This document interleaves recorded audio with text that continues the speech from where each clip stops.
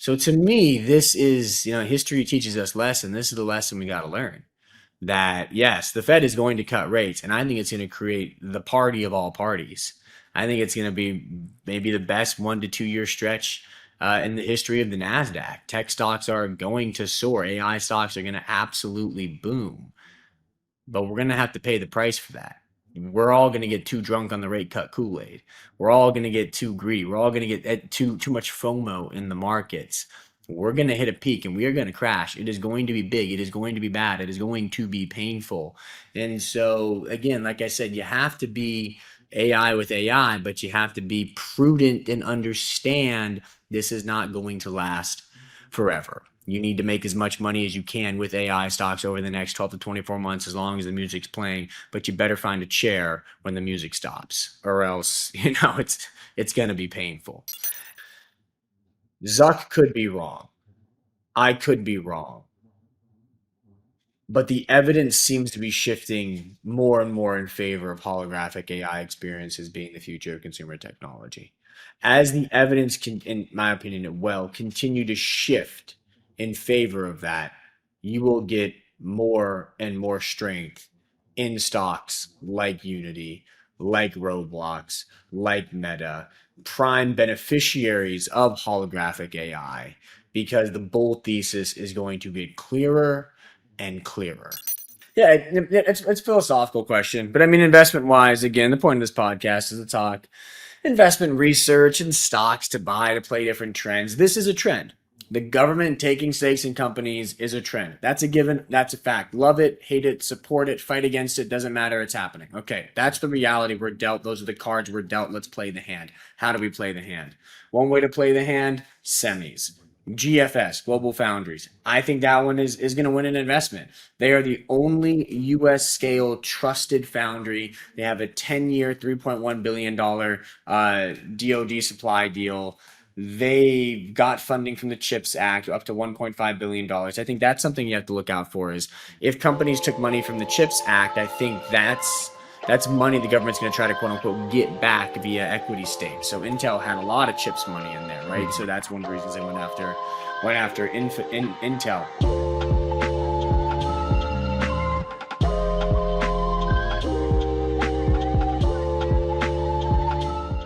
Hello and welcome to Being Exponential with Luke Lango, where we'll discuss the economy, markets, technology, lifestyle, all from an exponential perspective.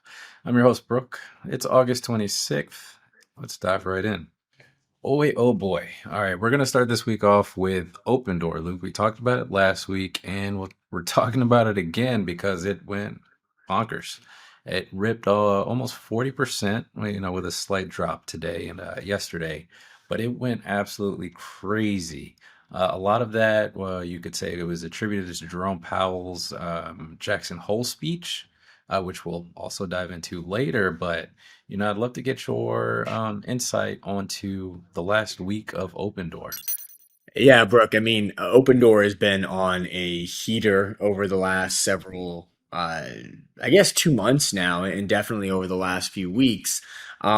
Technically, the stock is getting rejected at $5, and I don't like that. You can see the chart that I pulled up for you here. Mm. That big red line is that $5 resistance. That has been the major resistance for the stock going back to the summer of 2022. We retook it earlier this week, but then we faded below it, and now we're getting rejected at it. So, yeah, technically, if you're a bull, you want to break and hold above that $5 level. And if we do, then all of a sudden it looks like we could retake a lot of those levels that we lost in the first half of 2022 and the second half of 2021. And we push back up to 25, 30, $35 levels on OpenDoor. So that's the quick technical look on Open. I think we got to break above five. We got to hold above five. But I mean, talking technicals in a name like this may not be that important because at the end of the day, what's going on at OpenDoor is much more than a chart. It's much more than just a technical style breakout. You have the convergence of two really powerful things. One, we've talked about it, the retail frenzy, the momentum over there, management working with the retail crowd to reinvent the business model, shake up management, make AI a priority, boost margins, increase sort of software services in their core offerings. So that's one massive tailwind that's going on for the business right now. The other massive tailwind is that the macro backdrop is really improving, or at least projects to improve for OpenDoor over the next several months, maybe even quarters, maybe even years, because to your point, Fed Chair Jerome Powell did open the door for rate cuts at his Jackson Hole speech. Trump is going after Fed Governor Lisa Cook. In fact, he fired her. Whether or not he has the grounds to do that and the mortgage fraud stuff, that's going to be a big fight. But he is exerting more power over the Fed, exerting more control over the Fed. He is kicking out or pushing out, black sheeping the members that were opposed to cuts and really putting in people there that are pro cut. So it looks increasingly likely, very likely, that not only do we get the first cut in September, but we get multiple cuts thereafter. The core iBuying business model at OpenDoor worked pretty well when the housing market was strong. Throughout 2020 and 2021, when we had quote unquote, I guess you could call it good, normal to good housing market conditions, home volumes were high, home prices were appreciating, there was a lot of buyer demand, there was a lot of seller supply. In that market, OpenDoor, their volumes were rising, their sales were rising, they had positive contribution margins, they were scoring positive EBITDA. Like, the business model worked really well. The business model broke in 22, 23, 24 because that all changed. The macro dynamics changed. So now all of a sudden the macro dynamics look like they're going to change back to headwinds are going to turn into tailwinds for OpenDoor, and you're going to get lower mortgage rates. You're going to get higher home volumes. You're going to get more home supply. You're going to get more demand on the buyer side. You're going to get more regular HPA, more regular home price appreciation. So you're getting this convergence of two really powerful tailwinds for OpenDoor. And that's why I think that, yes, technically, again, we hit our head on $5 and you really want to break above and hold that level if you're a bull. But I think we will do that. And I do think this rally has momentum. I mean, out there, the retail crowd is saying, hey, we're going to 100, we're going to 400, we're going to 500, all these really unrealistic price targets. And I'm not saying we're not going to get there. When the retail crowd gets a hold of a name, anything can happen. But I think more realistically, I do think there is a good chance that OpenDoor reclaims the highs of 21. The high back in early 21, I think it was around February 21, was like $35 to $40. Right. I think we can get back to that. So I think the calls for a 100 bagger from here up to $400 to $500, I think that's kind of ridiculous. But a 10 bagger from here back to 40, that seems very doable to me. Again, given the convergence of these two things, the retail crowd forcing a reinvention of OpenDoor's identity to a AI powered market maker, and then the whole entire housing market itself thawing and becoming more normal and having normal home price appreciation trends and normal volumes and normal supply demand dynamics. I think we're getting back to that. I think 2026 could be a really good year for the housing market. The wrinkle in all of that is mortgage rates. Mhm. That potentially, I think we are going to get a lot of rate cuts. Will that flow through to lower mortgage rates? To me, that's the really big question when it comes to OpenDoor stock. And when it comes to a lot of stocks out there that are very rate sensitive, housing stocks, auto stocks, even Tesla stock to an extent, will lower will a lower Fed funds rate translate into lower auto financing rates, lower mortgage rates, lower just general financing rates? That's going to depend on the 10-year Treasury yield. The 10-year Treasury yield has been stuck at 4.3%. Will that move lower as the Fed cuts rates or not? That's a wild card. There's a really good debate to be had there. I think it does move lower, but I understand the concerns that it may not. And if it doesn't, then I think this parabolic rally in OpenDoor stock, that's where it could break. If mortgage rates, actual mortgage rates, dependent on the 10-year Treasury yield, do not go down, that's when this rally breaks. If they do go down, that's when this rally gets into the the next gear, if you will, and we do get back to 10, 15, 20, and like I said, I think potentially up to $40. So that's my look on my outlook on open door stock right now. Gotcha, Luke. So I just want to clarify from my end. So with the runway created by, Jerome Powell hinting at the rate cuts in September, we can almost assume that the original iBuyer model of Open Door has some room to grow, but we're also still banking on them becoming that market maker. I think that the interesting thing here is like a lot of the uptake in Open Door seems like it's all been momentum driven versus fundamentals because the underlying stock itself or the company itself hasn't had much quantifiable change outside of getting rid of the CEO. So how do we play? Do we hold? Do we buy more? Do we, Right. like you said, do we just watch for that $5 resistance? Yeah, the change is, you're right. There hasn't been a lot of quantifiable change. There's been the departure of the CEO. There's been the interim CEO saying there's a strategy shift at the company to prioritize AI. That a year ago they thought it was a joke, and now they think it's good enough to handle real money, especially as it comes to housing market stuff. And then you have the retail involvement. So that's the quantifiable change. Right. Macro wise, quantifiable change is all of a sudden it does look like rate cuts are coming. But again, this is all about what may happen. Rate cuts have not yet happened. OpenDoor has not yet reinvented itself as an AI market maker. I think why everyone's getting all excited is that there is a ton of underlying value at OpenDoor. Okay, there's a ton of value just waiting to be unlocked. And for years throughout 2022, 2023, 2024, first half of 2025, management didn't seem to care about unlocking that value. They just kind of stuck with the iBuyer business model, refusing to unlock the AI side of this story.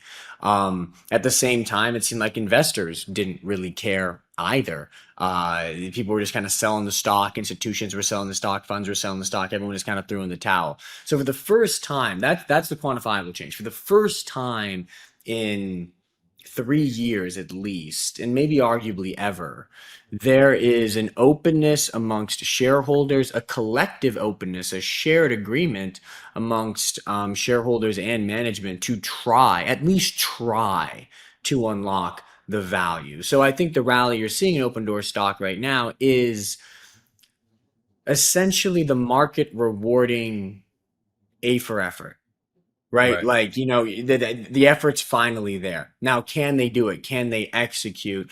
That's what gets us. Execution gets us from 5 to 50 or 4 to 40. Effort got us from 50 cents to $5, right? So that's why the stock's taking a break here at 5. Very major technical resistance level. Makes a bunch of sense for it to take a break here because you can't go to the moon on effort. You can get a bump on effort, but you can't go to the moon on effort. So far, all we've had is effort, a bunch of talk. We can do this. We may do this. This is an option. There's openness. There's discussion. Okay, great. If we want to unlock 5 to 50, we have to turn that talk into walk. We have to turn those ideas into execution. That'll come down to the next earnings call. That'll come down to product announcements they make over the next several weeks. But you're right. It's kind of unimpressive that the only real nod to AI that management has done so far, despite the fact that management is, now being open to AI, the only real nod they've done to it is reposting a blog post from years ago about, OpenDoor using AI. So it's not like they're even doing anything new with AI that's going to get the stock moving. So that's why we're pausing at 5. So to answer your question, should we sell? Should we buy more? At $5, I think you got to follow technicals. I think you got to see if we can break above 5 and hold above 5. That becomes a new floor for the stock, and that becomes an area to get into it. Right here, just below 5, 4.50. I don't think you want to jump into it. I don't think you want to jump in at 4.50. If you got in at 50 cents, you got in at 1, you got in at 2, stick with that. But I don't think you want to jump in at 4.50. You got to clear 5. You got to turn 5 into a floor. 5 becomes a floor. Then you want to buy on dips back to 5. That's sort of how I'm looking at it right now. And then you just got to wait and see, okay, what's management going to do with all this energy, with all this enthusiasm? They've displayed an openness. They are now making an effort. Congratulations, that got us 50 cents to $5. Now you want to go to 50. That effort has to turn into execution. So we have to wait for the execution levers Definitely. to drop here. I don't think this one just goes to 50 now. This is the hard part now. Yeah, This is where it's going to take time. This is going to be a grind higher and not a vertical elevator shaft higher, in my opinion. gotcha. I mean, all in all, still a very fun stock to watch. But I do want to swing back to the Fed. Mhm. Specifically, I want to read up a quote that Jerome Powell said that I think has been driving the markets higher. He said, and I quote, nonetheless, with policy in restrictive territory, the baseline outlook and the shifting balance of risks may warrant adjusting our policy stance. And now Mhm. this is the line here that took the projections for a rate cut from around lows of 70 to around 90. And that's, I think, why a lot of the market has been taking off. Now, want to get your insight, Luke, onto where we should be looking specifically with these new projections and the projected rate cuts in September. Yeah, so we are going to get rate cuts. I think that that's a lock, right? Yeah. Um the White House has exerted enough pressure to get what they want. The people who wanted rate cuts are getting pushed out or being silenced.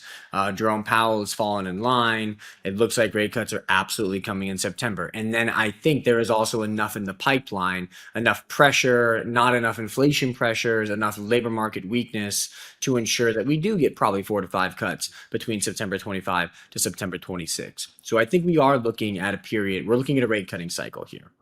Now, what is that rate cutting cycle going to do?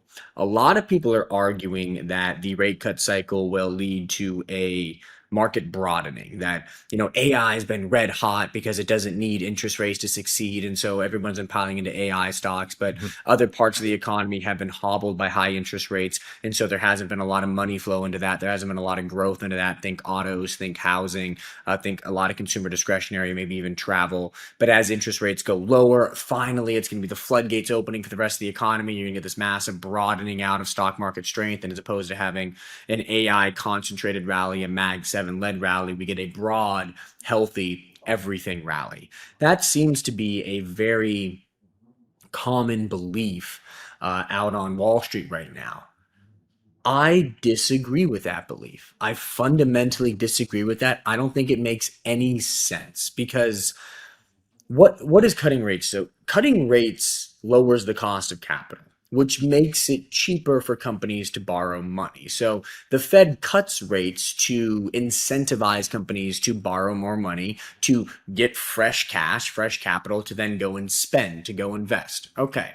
So if the Fed cuts rates over the next 12 months, cost of capital goes lower, it becomes cheaper for, I don't know, Walmart to get more capital. It becomes cheaper for Home Depot to go and get a loan. It becomes cheaper for the mom and pop shops throughout America to go and get loans, right? So all of a sudden more companies are borrowing money. And now all these companies have fresh cash on their balance sheets. What are those companies going to do with that fresh cash in 2025?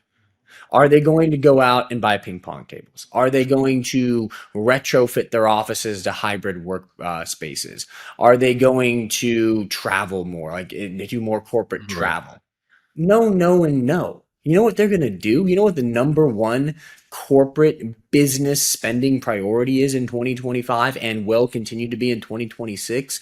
Two words: artificial intelligence. So if all of these companies get all this extra cash at, because of the lower cost of capital, get all this extra cash in 2025 and 2026 because of the rate cuts, where's that money going to go? It's going to go into AI. It's going to go into companies that are in the AI infrastructure supply chain. It's going to go towards building more data centers. It's going to go towards, I mean, so if Meta taps the bond markets, the capital markets now, because of that lower cost of capital, what are they going to do with that extra money? They're going to go build more data centers. They're going to build more compute. They're going to build more infrastructure. They're going to buy more AI chips. And then the data center operators who are running these places, the REITs, the power players, what are they going to do? Oh, they're going to go buy more cooling equipment. They're going to buy more networking gear. They're going to buy more. So the whole AI infrastructure spending boom, I think, accelerates with rate cuts. And then at the application layer, at the enterprise software layer, I mean, what are all, again, let's talk about Home Depot gets fresh cash. What are they going to do? They're probably going to go buy more AI applications. They're going to develop more AI software. They're going to deploy more AI software throughout their businesses, and that's going to lead to more growth of the AI application layer as well. So the consensus belief that rate cuts are going to cause a broadening, I think, is actually the the exact opposite of what's going to happen. What's going to happen is rate cuts are going to cause further concentration. The Right. economy is going to get even narrower because all you're going to be doing is, let's say you unlock, make it easy, $100 million in extra capital. If 50 million of that went to AI and 50 million went to everything else, then yeah, that you make the argument that okay, it's going to cause a broadening. I think you unlock $100 million in extra capital. $99.9 million of that goes to AI, and maybe 10,000 or 100,000 goes to everything else. So it's just going to create further concentration in the stock market and in the economy, and that's why I think you want to play rate cuts. You play it the same way you've been playing the market for the last 2.5 years, which is AI stocks, tech stocks, Mag 7. You buy that. I think those stocks are going to get a shot in the arm with rate cuts, and the rest of the economy is still going to lag. The Russell 2000 is still going to lag. Consumer cyclicals are still going, or consumer staples are still going to lag. Healthcare is going to lag. Utilities are going to lag. Real estate is going to lag. I think all of these things are still going to lag. I think AI continues to dominate. So that's how I would play rate cuts is stick with the AI trade. Gotcha. AI with AI. Now, we have talked about this bifurcation of the markets. That this one's Mm-hmm. specifically a technological bifurcation. Like if you're in it, amazing, but the majority of people aren't. Now, I Mm-hmm. did want to pick your brain specifically because the Fed balances interest rates, employment, the yield market. Now, we know with employment specifically, it's gone down. And this is probably one of the first times in history where that number won't go back up because a lot of those jobs have been displaced by AI. What's your long-term outlook on that, on the Fed, how they will continue to act with the ever increasing role of AI in the job market? Yeah, I think that creates complications. That's where Yeah. this gets really, really tricky. I actually just put out a tweet about this morning. Um, The Fed has the dual mandate of inflation and employment, to your point. Mhm. The idea is that when you cut rates, you help the employment side of that mandate because you reduce the cost of capital, companies get more capital, and they hire with that extra capital. Okay, a company, goes and borrows $1 million, now they can go and hire 6 or 7 more people for the year. Okay. That's the general thinking, is that rate cuts help the employment picture. But what if the opposite happens this time around? Right. Because I think that's a very real potential outcome here. That rate cuts do not help the job market. They actually hurt the job market because the job market, at least in my opinion, based on the data I'm looking at, it's not weak because of tariffs. It's not weak because the economy's frozen or consumers aren't spending. Consumers very much are spending. Business activity is pretty healthy. Tariffs have had some impact, but not a massive impact. The job market is deteriorating because, as we've talked about, the AI jobs apocalypse. It is AI driven job losses that are causing labor market weakness. Entry level job listings are disappearing. Anything with exposure to AI is disappearing. Coders are getting fired left and right. Software engineers are getting fired left and right. The low hanging fruit, that stuff is gone. These are AI driven job losses. So, if I'm right about this whole rate cut thing, increasing AI spend, then a derivative effect of that is companies get more money, spend more on AI. They get better at not just creating AI, but at using AI to drive efficient outcomes. And if they get better at using AI to drive efficient outcomes, then they can cut more.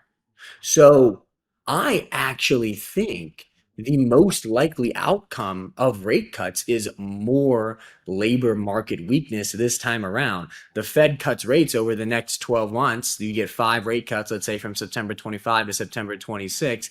And I bet you the unemployment rate's going to be higher in September 26 than it is in September 25. Stock market's going to be higher. Corporate profits are going to be higher.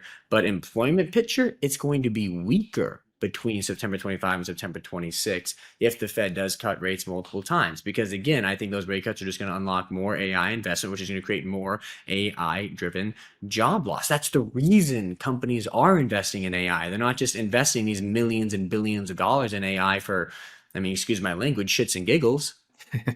They're doing it to save money in the long run. Spend big now to create a lower long-term cost structure that improves profitability and boost profits in the long run. That's the name of this game. So you cut rates, unlock more capital, spend big, save on costs. That's the pattern that I think we're going to see evolve over the next 12 months and beyond.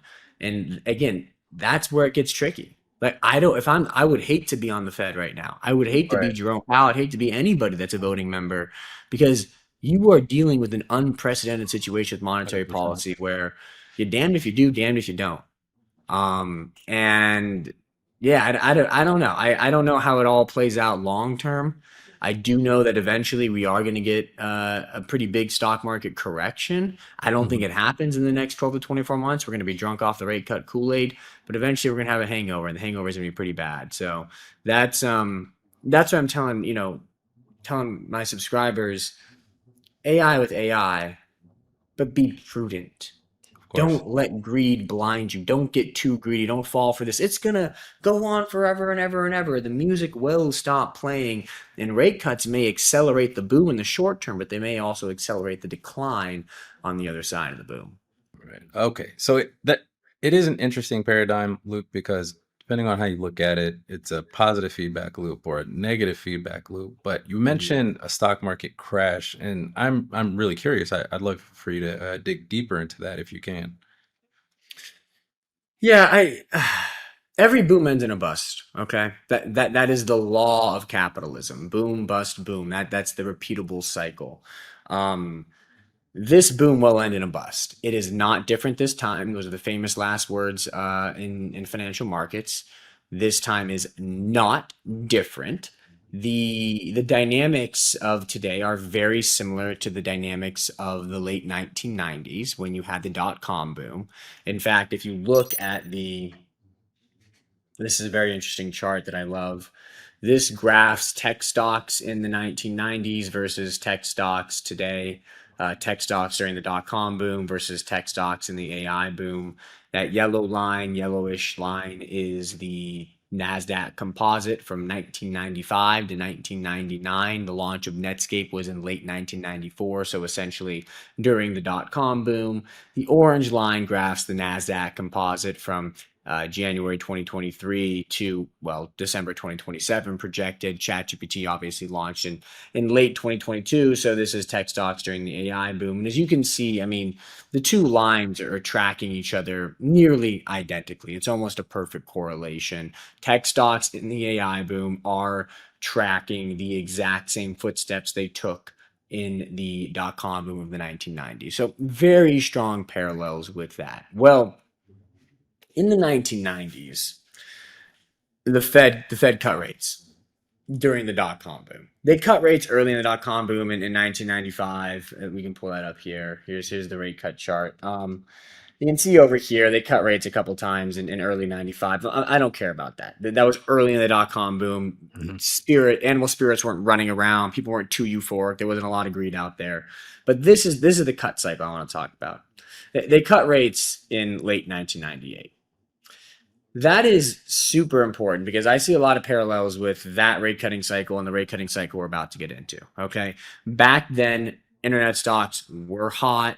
They were thriving. Everyone was excited about the dot com boom, but there were some macroeconomic jitters. And in response to those macroeconomic jitters, you had the LTCM crisis. I think there was something going on in Japan. In response to all that, the Fed did cut rates. So you had a rate cut cycle essentially in the sixth or seventh inning of the dot com boom in response to macroeconomic jitters. Sounds very similar to what we're about to get. A rate cut cycle in the sixth or seventh inning of the AI boom in response to macroeconomic jitters. Well, what happened after that rate cut cycle in late 1998? This is what happened.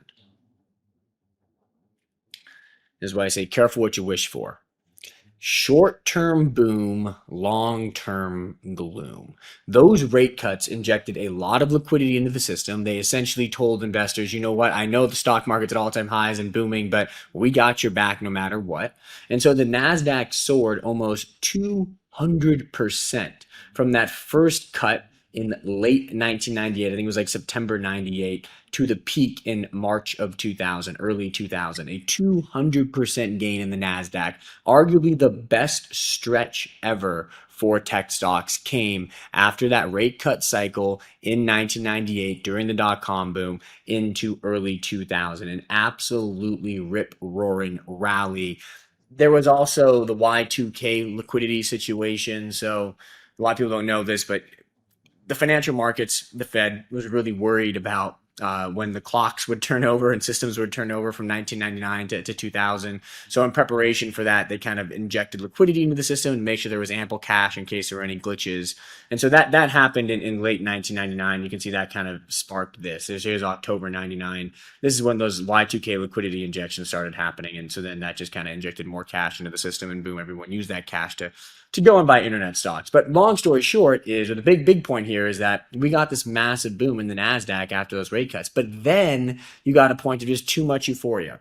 People got too drunk on the rate cut Kool-Aid. People got too excited, too greedy. You started getting IPOs everywhere. 1999 was just an IPO frenzy. You got a lot of mergers that made absolutely no sense. People paying massive premiums for things that were worthless. Huge. Things started to get really nonsensical by late 1999 and early 2000. And it was in part because rate cuts allowed for nonsensical behavior. The Fed was saying, we got your back. We're cutting rates. We're injecting liquidity via these Y2K stuff. And that led to a massive pop from early 2000 to late 2002. The entire NASDAQ dropped 80%, and we essentially round trip back to where we were in late 1998 during that rate cut cycle. So to me, this is, history teaches us lesson. This is the lesson we got to learn. That yes, the Fed is going to cut rates, and I think it's going to create the party of all parties. I think it's going to be maybe the best 1 to 2 year stretch in the history of the NASDAQ. Tech stocks are going to soar. AI stocks are going to absolutely boom. But we're going to have to pay the price for that. We're all going to get too drunk on the rate cut Kool-Aid. We're all going to get too greedy. We're all going to get too much FOMO in the markets. We're going to hit a peak and we are going to crash. It is going to be big. It is going to be bad. It is going to be painful. And so, again, like I said, you have to be AI with AI, but you have to be prudent and understand this is not going to last forever. You need to make as much money as you can with AI stocks over the next 12 to 24 months as long as the music's playing, but you better find a chair when the music stops, or else, it's going to be painful. And that's sort of the big lesson I think I want to take away from the whole rate cut saga, and why a stock market crash is indeed going to happen at some point in the near future. I give it 1 to 2 years. But all this will come crashing down. Now, of course, some people will say, hey, you know what? That was fine because Amazon stock went up and down and then turned into the best, success story ever. Google was in this, Amazon was in this, Microsoft was in this, Apple was in this, Nvidia was in this, right? They all were fine in the long term. You're absolutely right. The internet did go on to change the world. A lot of internet stocks did go on to become the biggest success stories ever. But it took the NASDAQ 15 years to reclaim those highs. The level the NASDAQ hit here in March 2000, it didn't hit that level until 2015 again. So, and a lot of stocks didn't make it. A lot of stocks went belly up and went to zero and never recovered their highs or wiped out all of investor money during this time. So that's why I'm saying, yeah, of course, AI is going to change the world. You won't find anybody more optimistic than me about that. A lot of AI stocks will be great 10, 15, 20-year investments. But if you can skip that middle part, that 2 to 3 year stretch where you could see an 80% drawdown in tech stocks, why not skip it? Why not ride this wave higher? Boom, get to the peak. As soon as topping signs show up, sell here, and then clock back in 80% lower at bargain hunting prices. I mean, that's the way I would do it. And so that's what I want That's what I want my subscribers to do. I want them to be able to time this in a manner that allows them to maximize profits, maximize upside, minimize downside, and also get in really low on the other side of the crash 2 or 3 years after the crash starts. Got it. And now I remember you indicating one of the biggest indicators for that top might be a really frothy IPO market. Are there other signs that we should be on the lookout for? And then with that, you mentioned selling. So we wouldn't necessarily stay in maybe AI stocks that have really good fundamentals and ride them out through the frothiness, through the downturn. No. No, not really. Amazon stock was a really good stock with strong fundamentals, and it dropped something like 95%. Um, Microsoft stock was a really strong stock with strong fundamentals, and it dropped something like 80%. Even the best stocks get wiped out during these periods. So I would say that, is there something worth holding through the downturn? I mean, it's a case by case basis. I can't Right. can't answer that, but just know that everything's going to go down. It's not like, oh, but this Nvidia's fine. There's all these chips. They're going to be great long term. That's not going to stop it from a 50% plus drawdown, right? Like everything will get axed big if we do get a crash like this. If we do get a dot-com bust repeat, which I think we will. Again, probably in like 1 to 2 years, maybe 2 to 3 years. We have time. There's a lot of time before then, but I think everything will get crushed in that. What are the topping signals? Well, frothy IPO market. We talked about that. Now, the IPO market has been heating up, but it's been a lot of really quality companies Yeah. that have been IPOing. Once we get, again, excuse my language, once we get the shit IPOing, that's when you got to worry. It's like, these kids come up with this idea in their garage, and then 6 months later, it's a $5 billion IPO. Yeah, then you got to worry. Then you're like, wait, what the heck just happened? Like, that's the stuff you got to worry about. I'm not seeing that just yet. I'm seeing a lot of private market funding that's kind of eyebrow raising, if you will, but not a lot of that's flowing into the public funds. Public markets. I do think that the IPOs coming out right now are still pretty quality IPOs. But you're starting to see, again, you are starting to see some excitement in the IPO market. So watch out for that. Once that excitement turns into just dumb euphoria, that's when you head for the exits. Look at the technicals, watch the 200-day moving average. So long as we maintain that 200-day, I think things are a-okay. Look for earning shortfalls. So these companies are spending all this money right now. The Mag 7 spending all this money on AI infrastructure. That is turning into big profit growth. At some point, potentially some of that profit growth will slow.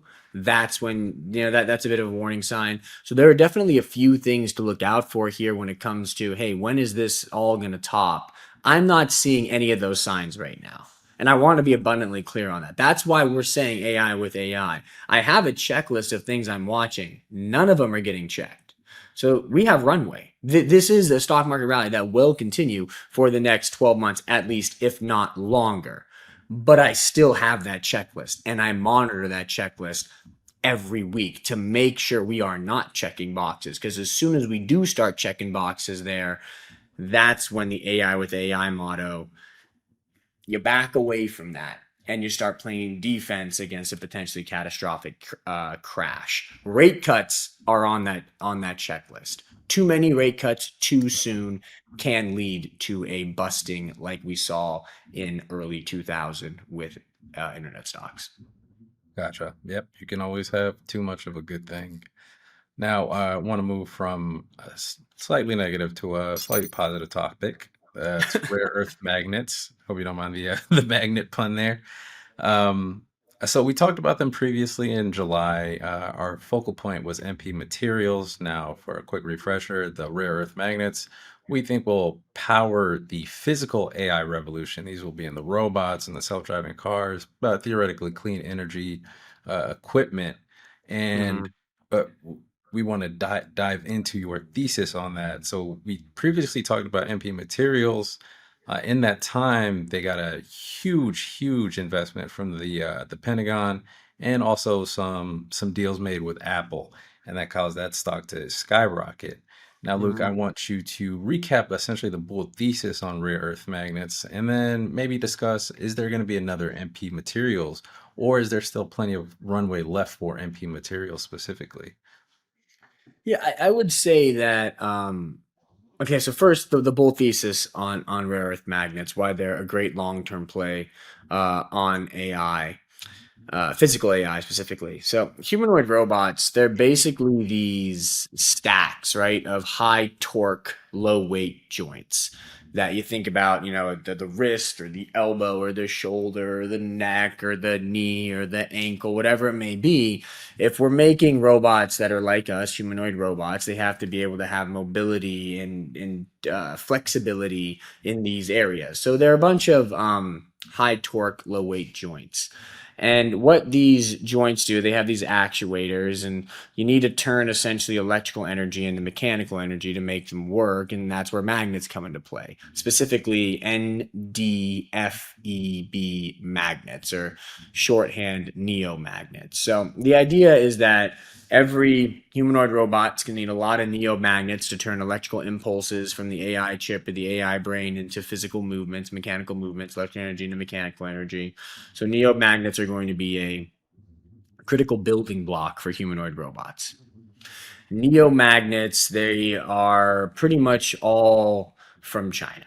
All the rare earths come from China. The magnets are made in China. I think something about, depending on who you ask in your industry source, 80 to 90% of neomagnets come from China. Obviously, if the US wants to make a big physical AI push, it cannot rely on 80 to 90% of a critical material for that AI push to come from China. That's just not going to cut it. So we have to create domestic supply chains for neomagnets. We have to have rare earth miners here. We have to have magnet makers here. And we have to do all that stuff in the United States. That's the bull thesis. The United States government, other entities are going to spend a lot of money on building a domestic supply chain for neomagnets. The companies in that supply chain will see a lot of growth and expansion over the next several years, and their stocks will soar. That's the bull thesis in a nutshell. MP is the tip of the spear. MP is the leader. MP is the company that's the heart of it. Okay, they have they're vertically integrated. So they do mining and they do magnet making.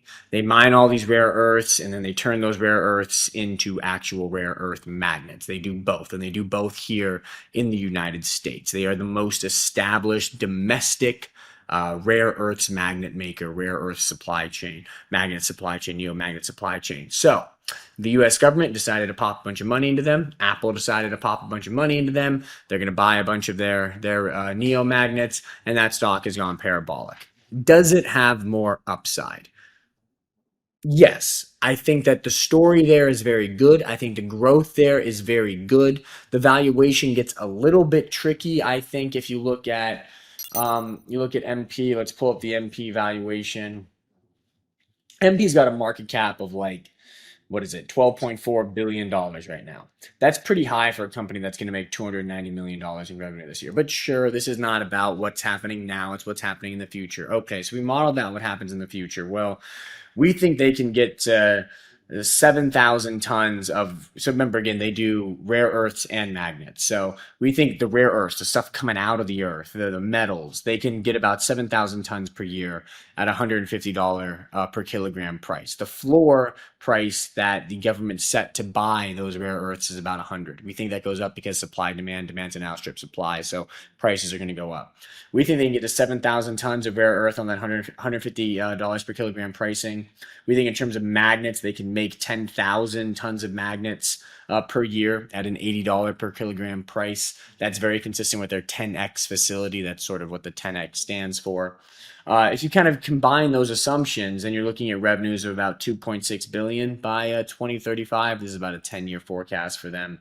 And we think it's very reasonable to assume about 35% EBITDA margins on MP. So you kind of slap all those numbers together, and you're looking at about $1 billion in EBITDA for MP by 2035. Throw a 20x multiple on that, you're at a $20 billion market cap. Discount that back by 10% per year, and you're looking at, what is it, about an $8 billion market cap, $8 billion present value. So based on those rough numbers, again, napkin math, don't hold too much weight Of to it. course. But napkin math puts a fair value on MP of $8 billion. Current market cap 12.5. So yeah, valuation's a bit of a stretch. You could definitely say it's fully valued, but napkin math is napkin math, and reality is reality. And maybe they can grow quicker than that, more quickly than that. Maybe there's a bigger exit multiple on it by 2035. Maybe the market's just willing to put a premium scarcity or a scarcity premium on the multiple here. So for those reasons, the valuation is fair enough for such a compelling story that I do think there is more upside in MP. Would I back the truck up on this name here at $70 a share? No, the time to back the truck up was at 20. But would I get out and run for the exits at 70? No, I think this one still can grind higher. So I think MP is still a good story. But the story that I'm getting more interested in is who's the next MP. I Yeah. don't think the U.S. is just going to play MP this. I think that they're going to have multiple domestic neomagnet supply chain plays, if you will. And I think one that could win big is USAR. They have a plant in, I believe it's Stillwater, Oklahoma, and they're going to mine, they're going to make magnets. This market cap's only $1.5 billion. The difference is that MP is established, they have their facilities, they're ready to go. USAR is still getting up to that point, but with government funding, they could accelerate timeline to that, and all of a sudden they're up and running at commercial ops, commercial scale. I think this one is the next one to win an investment. I think USAR can win an investment. And if they do win an investment, kind of do the same napkin math on them, 10,000 tons of magnets at $80 a kilogram, $800 million in revenue by 2035, put a 25% EBITDA margin on that, lower than MP at 35 because the revenues would be lower, economies of scale stuff. And that's $200 million in EBITDA, and you put a 20x multiple on that, and that's 40 or $4 billion. We're at 1.5 right now. So the upside in USAR is more exciting to me. I think they're next on deck for a government investment in rare earths, and the stock could be a big, big, big winner, the next MP, if you will. So I like MP, but I think USAR, it's increasingly becoming uh, my preferred rare earths play over MP on a valuation basis. Gotcha. Now, digging into some of the rare earth metal research, I found that there were companies, including Tesla and Toyota, that were digging into non-magnetic motors. Do you have any outlook on that? What I saw was that they wouldn't necessarily compete with rare earth metal powered robots or anything like that because they're a little bit less efficient and the output is lower. But is there a long-term outlook on that since, China controls a good chunk of the rare earth magnetic market? Is that something we should be looking into, Luke? The the science behind that doesn't make a ton of sense to me, and it's very complex. I mean, is it a long-term risk? Probably. Is it something we have to worry about right now? Is it something that should be factored into valuations today? No. I think it's really far out, farther out than something like solid state batteries. And I even if it is physically and scientifically possible, which I don't know it is, I just think the risk is so far out it shouldn't be factored into valuations today. Rare earths are going to be the critical building block for humanoid robots, in my opinion, for at least the next 20 years. Now, after that, could things change? Of course. I don't have a crystal ball for 20, 30, 50 years down the road, but I think for at least the next 10, 15, 20 years, rare earths have a chokehold on this market. Gotcha. Okay. Now, I did want to pivot into what we discussed a little bit earlier regarding the Pentagon's almost $500 million deal with MP Right. Materials. Now, they just cleared I believe, $10 billion stake into Intel, and I think we're charting into unprecedented territories. Uh, Now, the government has stepped in, specifically in '08 with companies like Freddie Mac, Fannie Mae. However, those were crisis situations where the economy was falling apart. Currently, I don't know if we can say that the rare earth metals market being monopolized by China almost warrants a crisis level approach, but it is pretty unprecedented in terms mhm. of government acquiring, at least the U.S. government, acquiring the stakes in these companies, and there's also the Nippon Steel golden share that the administration has made a deal with also. Now, I wanted to get your take on that, Luke. What I've heard is being called as state capitalism, but if you look at it a little funny, it could be seen as socialism. So I'm really curious about what you got to say there, Luke. Yeah, I would say the moves themselves are very China-like. I don't know if that means I don't know if that says anything about where we're going, but it is unprecedented.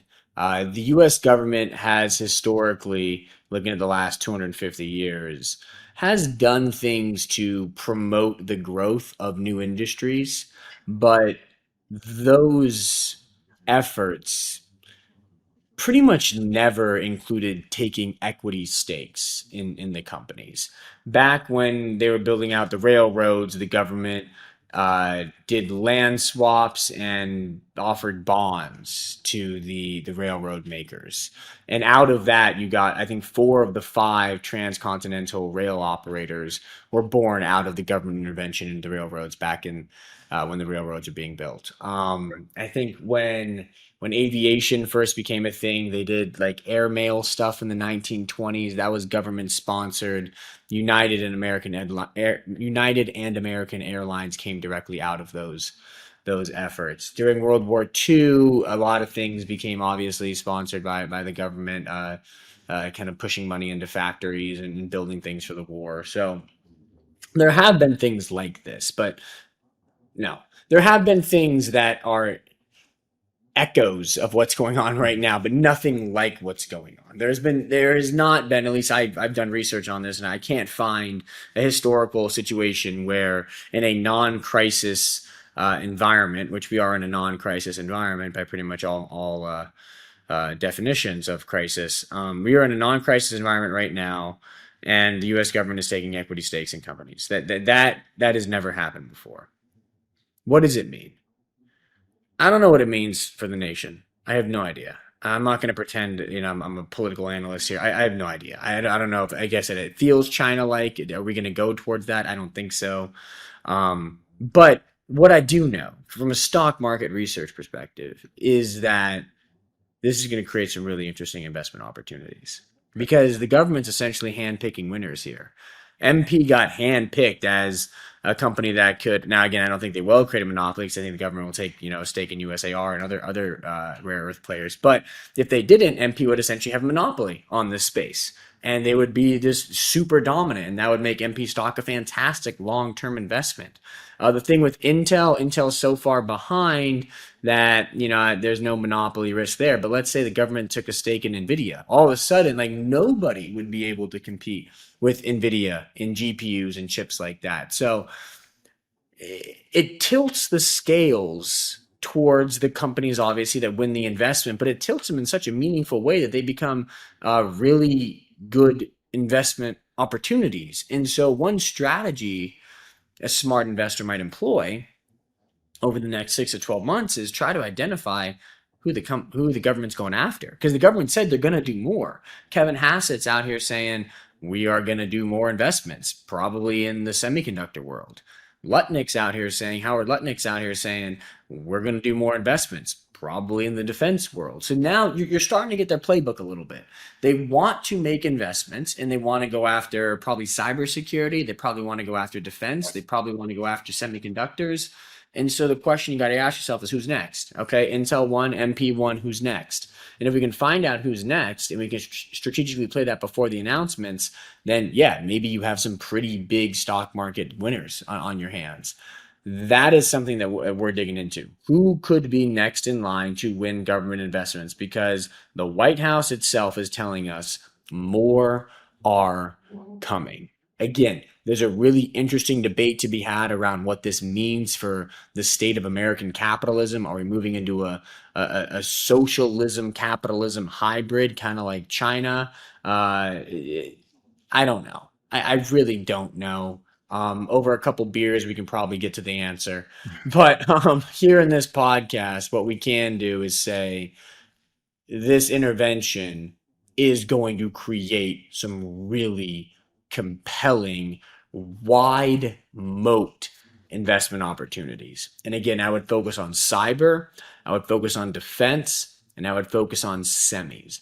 Those are the sectors that it feels like, based on White House commentary, the White House is going to target next.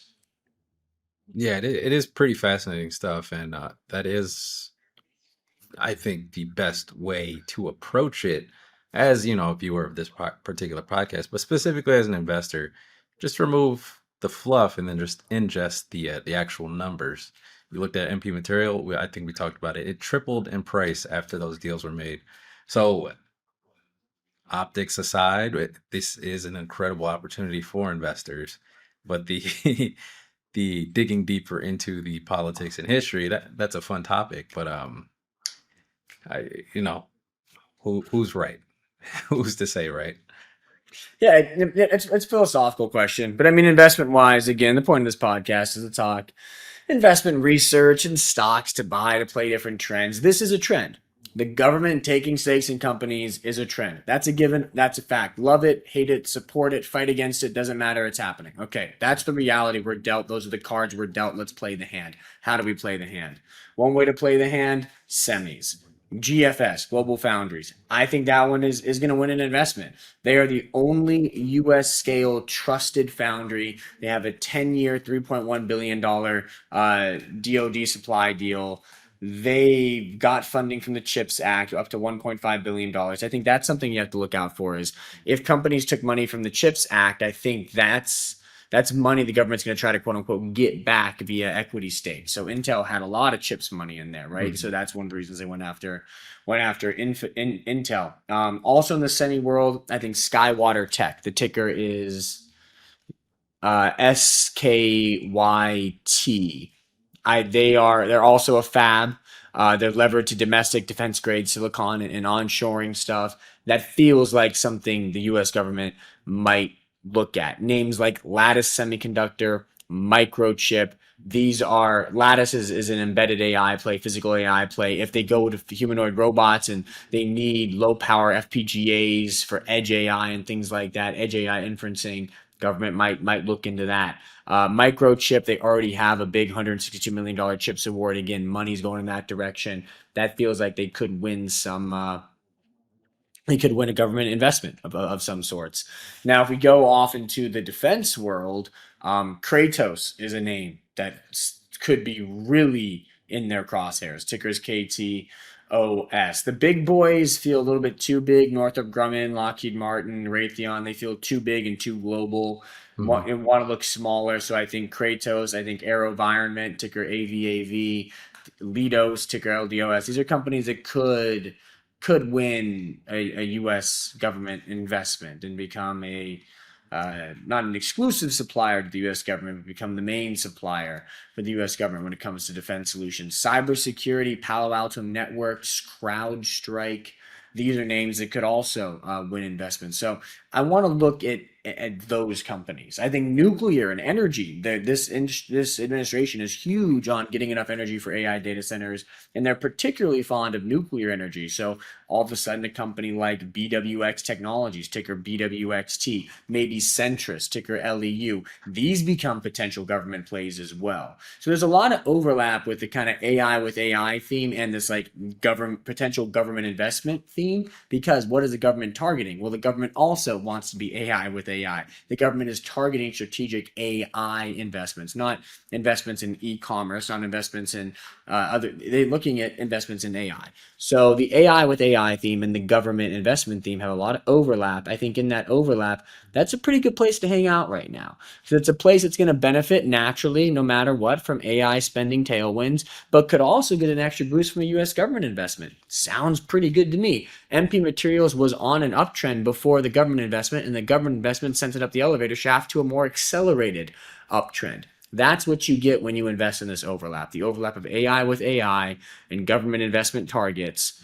Again, great place to hang out right now. Just gave you a few names for that. We can talk about it more next week, but it's something I would definitely be focused on, at least for the next few months. 100%. Yeah, just thinking about it optimistically, it seems like there's a this nexus with the AI stocks, the government spending, just to create this new technological revolution that we could all be a part of, and ideally, it provides Hmm. for everyone, especially investors. However, Luke, I do want to move on to our next last topic here For is that sure. Meta just announced their first ever holographic glasses. Now, I think the writing was on the wall there with the updates in their software that was powering the phones. It became more of that 3D model, the interactive model. And we've already seen the Meta Ray-Ban glasses doing really well. Now, are you still bullish on these? And do you still think Unity is a great way to play this move by Meta? What'd you say about Meta glasses? What did you say? Can you repeat Well, that? well, well, well, well, well. What put the cat out of the bag? Yeah. So, yeah. What are they called? They're called the hypernovas, I think, Mhm. the new glasses, the hypernovas. And the big thing about them is that they have holographic displays. So this thing, I just see you. I don't, there's no holographic display on these Meta Ray Bans. The hypernovas, which I think are to be debuting pretty soon for Next about month. $800. When do Yeah. they debut? It looks like next month. Next month, okay, and about $800, I think, is the price point. They're actually going to have a holographic display. Okay, so we talked about it last week. I think we talked about it maybe the week before too. I'm a big believer in holographic AI. A lot of people don't agree with me, but one person who does agree with me clearly is Mark Zuckerberg. So these are going to be the first holographic AI glasses, and that is a massive step towards the future that I think the future of consumer technology, which again, I think we get away from smartphones. I think we get into these glasses. I think we get holographic AI displays. Hypernova is going to be the first iteration of that. It'll be very interesting to get our hands on one and play with it and see what it's like. Right now, early rumors about it, not much, but it's going to have a holograph. Supposedly, it's going to have a holographic display. You're going to control it with a wristband, right? So that's the big thing that Meta is working on. I think one of the technological breakthroughs that will become super impressive, and we'll see how impressive it is so far, is this idea of you don't have to. You have a holographic display. You don't have to control it by moving your hands like this, like some weirdo.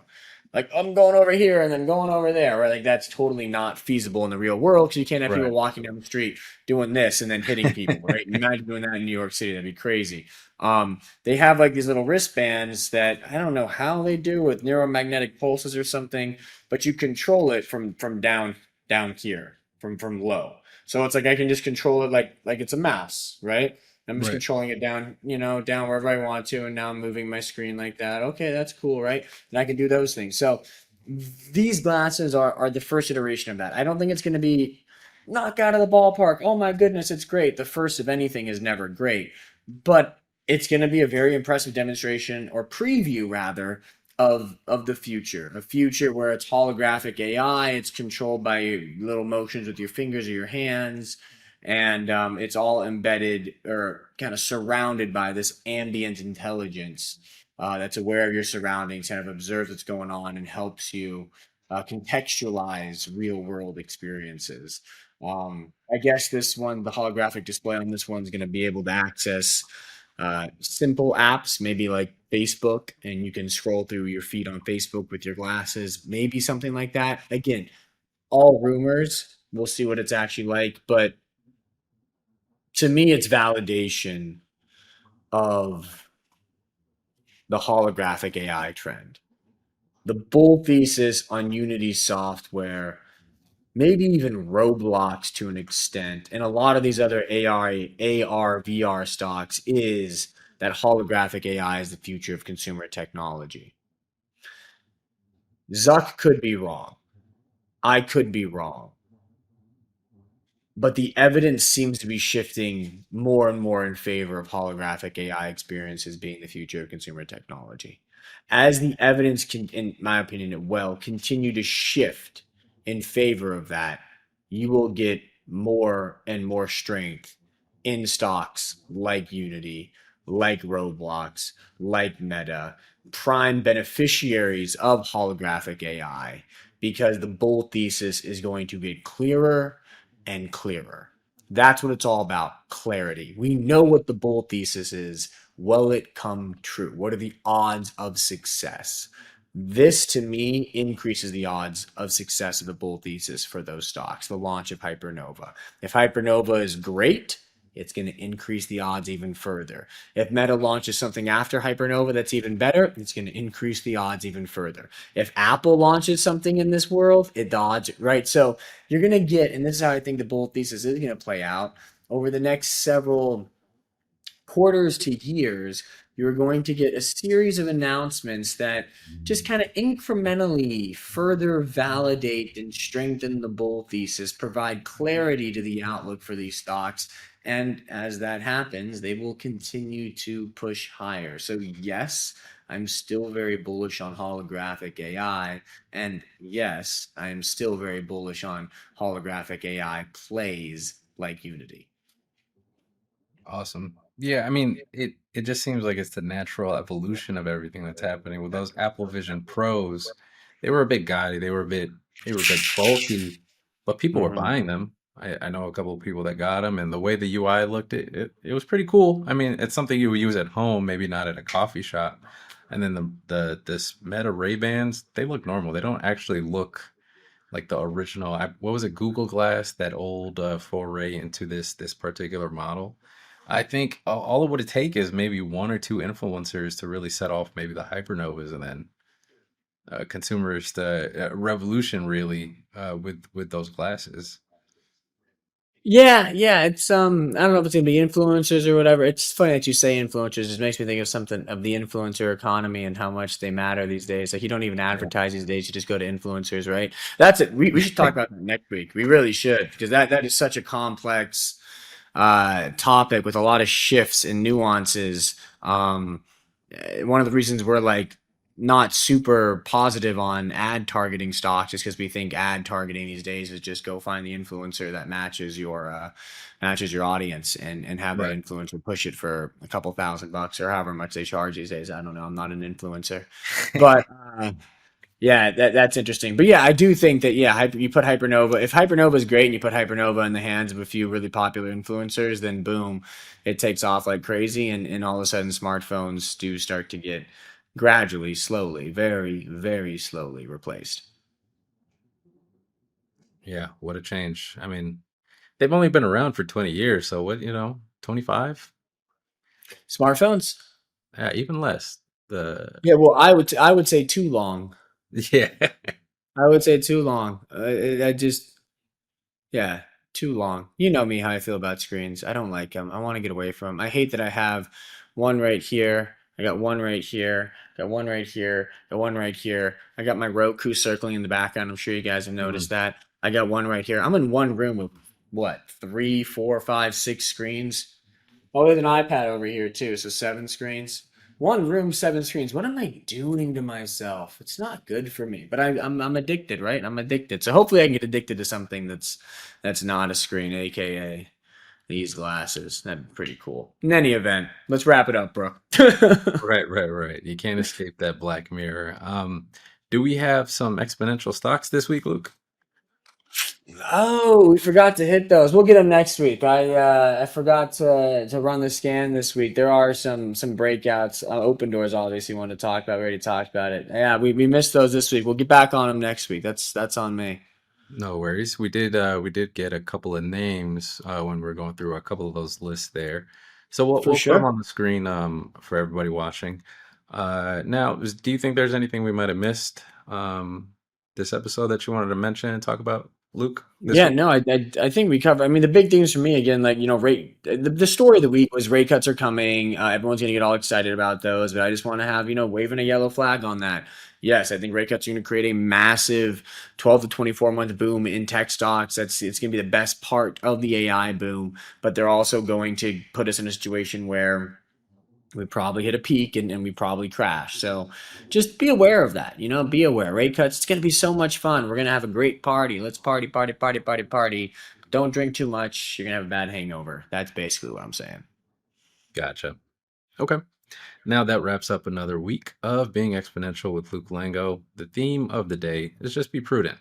The AI market is booming. We're going to be on that journey with you every step of the way, but be prudent, Keep tuning in.